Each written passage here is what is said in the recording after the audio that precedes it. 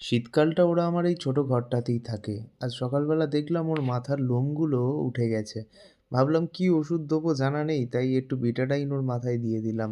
তোমরা কেউ জানলে একটু কমেন্টে বলো তো, আমার খুব দরকার। সব জানলা দরজা বন্ধ করে অনেকক্ষণ ধরে চেষ্টার পর ও নিজেকে ধরা দিল আমার কাছে। অনেকবার কামড় বসালো ঠিকই, কিন্তু আমি ওকে ছাড়িনি। ছাড়লে ওকে ধরা আরো মুশকিল হয়ে যেত।